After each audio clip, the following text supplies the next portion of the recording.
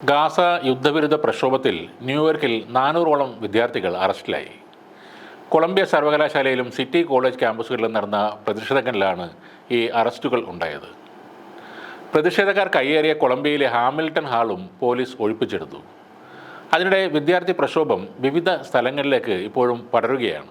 University of California ക്യാമ്പസിലെ പലസ്തീൻ ഐക്യദാർഢ്യ ക്യാമ്പ് ഇസ്രായേൽ അനുകൂലികൾ ആക്രമിക്കുകയും ചെയ്തു. അതിനെ തുടർന്ന് അവിടുത്തെ ക്ലാസുകൾ നിർത്തിവെച്ചു. ഈ സംഘർഷത്തെ തുടർന്ന് കൊളംബിയ സർവകലാശാലയിൽ സെമസ്റ്റർ പരീക്ഷകൾ റിമോട്ട് അടിസ്ഥാനത്തിലേക്ക് മാറ്റി. ന്യൂയോർക്കിലെ ഫോർഡം യൂണിവേഴ്സിറ്റി ക്യാമ്പസിലും സമരക്കാർ ഇപ്പോൾ തമ്പടിച്ചിരിക്കുകയാണ്. പല സർവകലാശാലകളിലും ഈ സംഘർഷാവസ്ഥ തുടരുകയാണ്. UCLA, വിസ്കോൺസിൻ എന്നീ സർവകലാശാലകളിൽ പോലീസുമായി സമരക്കാർ ഏറ്റുമുട്ടുകയും ചെയ്തു. സംഘർഷത്തിൽ 15 പേർക്ക് പരിക്കേറ്റിട്ടുണ്ട്. ഗാസയിലെ അധിനിവേശത്തിനെതിരെ പ്രതിഷേധിക്കുന്ന വിദ്യാർത്ഥികൾ ചൊവ്വാഴ്ച അർദ്ധരാത്രിക്ക് ശേഷമാണ് കൊളംബിയ സർവകലാശാലയുടെ ഹാമിൽട്ടൺ ഹാൾ പിടിച്ചെടുത്തത്. തുടർന്നാണ് പ്രതിഷേധക്കാരെ പുറത്താക്കാൻ യൂണിവേഴ്സിറ്റി അധികൃതരെ പോലീസിനെ വിളിച്ചത്.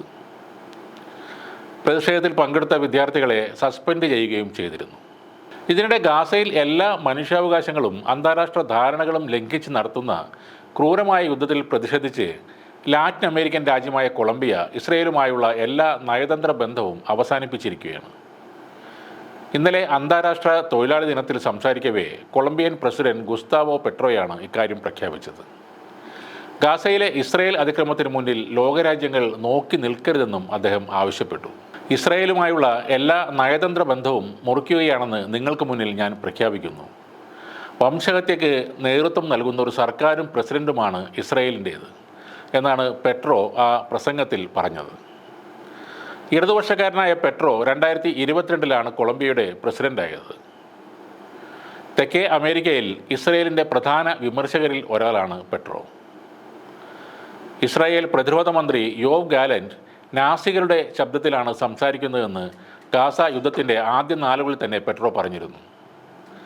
ഗാസയിൽ മനുഷ്യമൃഗങ്ങൾക്കെതിരെയാണ് തങ്ങളുടെ പോരാട്ടമെന്ന ഗാലന്റിൻ്റെ പ്രസ്താവന ചൂണ്ടിക്കാട്ടിയായിരുന്നു കൊളംബിയയുടെ വിമർശനം.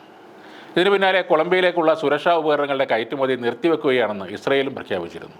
ഭക്ഷണത്തിന് കാത്തുനിന്ന പലസ്തീനികൾക്ക് നേരെ ആക്രമണം നടത്തിയതിനെ തുടർന്ന് ഇസ്രയേലിൽ നിന്ന് ആയുധങ്ങൾ ഇറക്കുമതി ചെയ്യുന്നത് അവസാനിപ്പിച്ചതായി ഫെബ്രുവരി മാസത്തിൽ കൊളംബിയ പ്രഖ്യാപിച്ചിരുന്നു. കൊളംബിയ തങ്ങളുമായുള്ള ബന്ധം അവസാനിപ്പിച്ച വിഷയത്തിൽ ഇസ്രയേൽ ഇതുവരെ പ്രതികരിച്ചിട്ടില്ല.